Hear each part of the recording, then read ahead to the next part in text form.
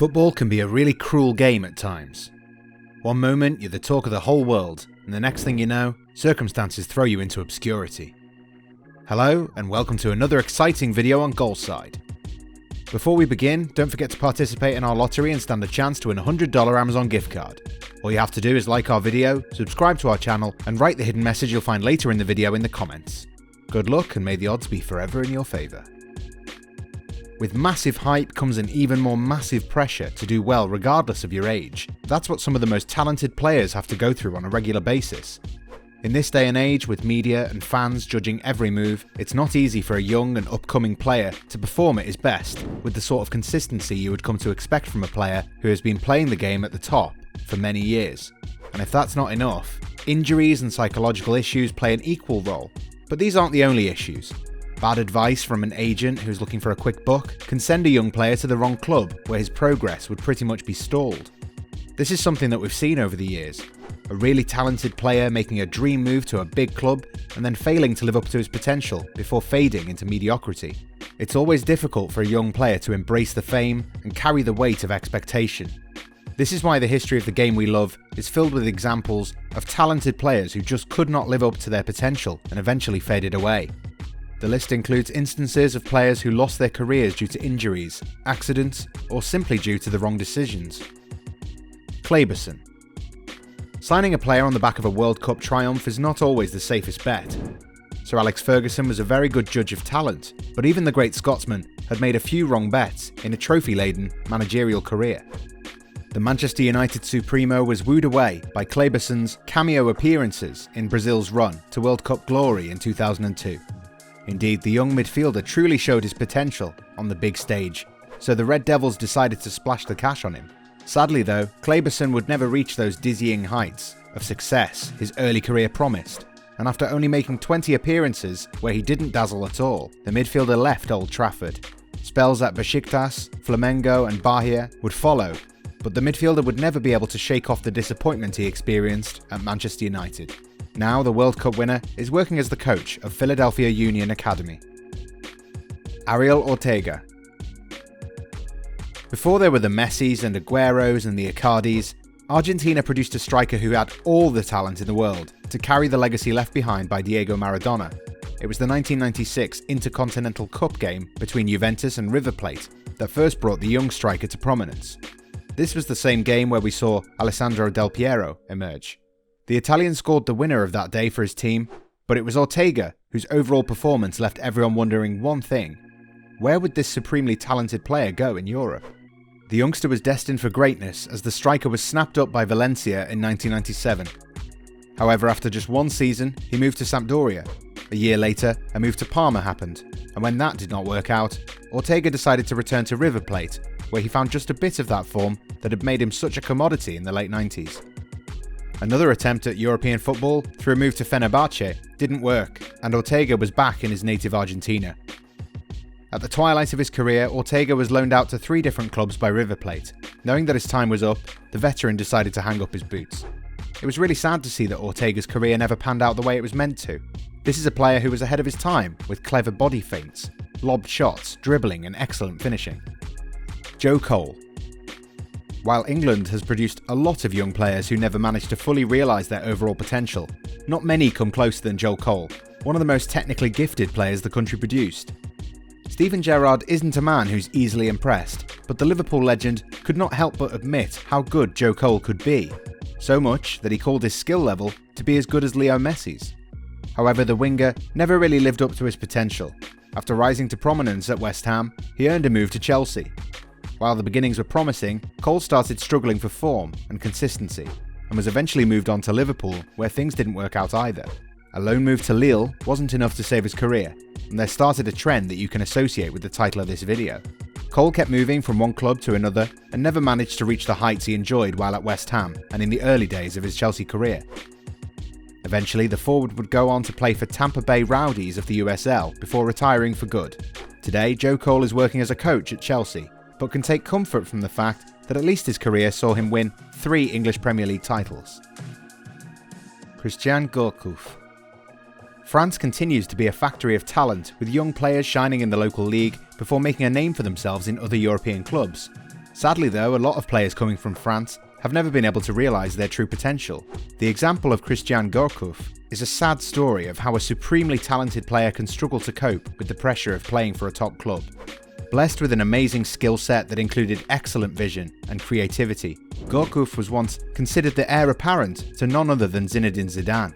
Following a really great introduction to professional football at Stade Rennais, the French midfielder's talents were acquired by AC Milan. This was a move that was supposed to be the launching pad the youngster needed. However, as it turned out, Gourcuff struggled to show the true measure of his abilities, and things got so frustrating, in the end, that Carlo Ancelotti went on to state that Gourcuff had psychological issues due to which he never performed. Legendary captain Paolo Maldini was also not happy with the way the youngster carried himself in Milan. Gourcuff in Milan was 100% wrong. His problem here was his behaviour. He was not intelligent in the manner of managing himself. When he played here, he did not want to make himself available to the group.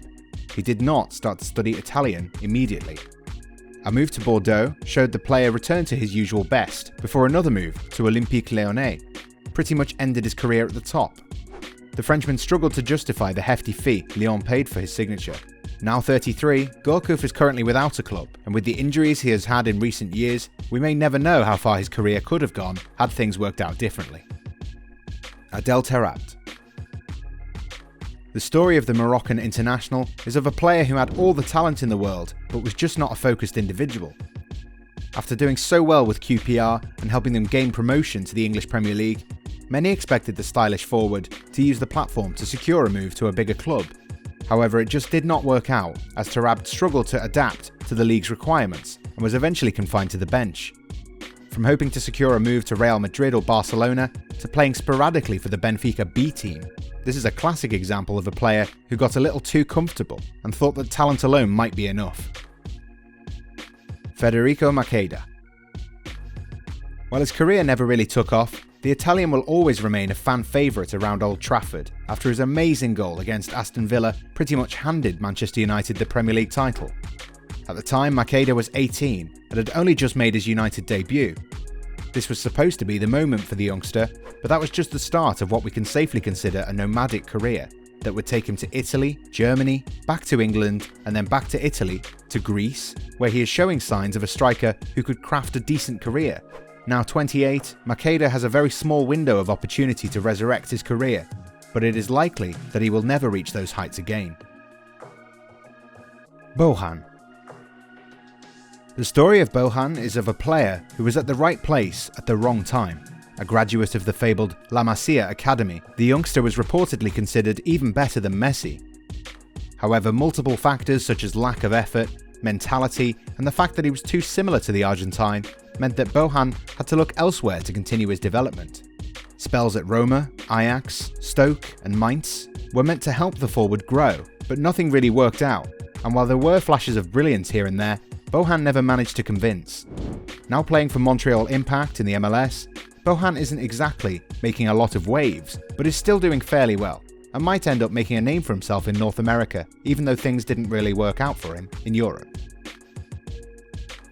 Alexandre Pato. Once considered one of the finest strikers on the planet, Alexandre Pato arrived at AC Milan as an 18-year-old.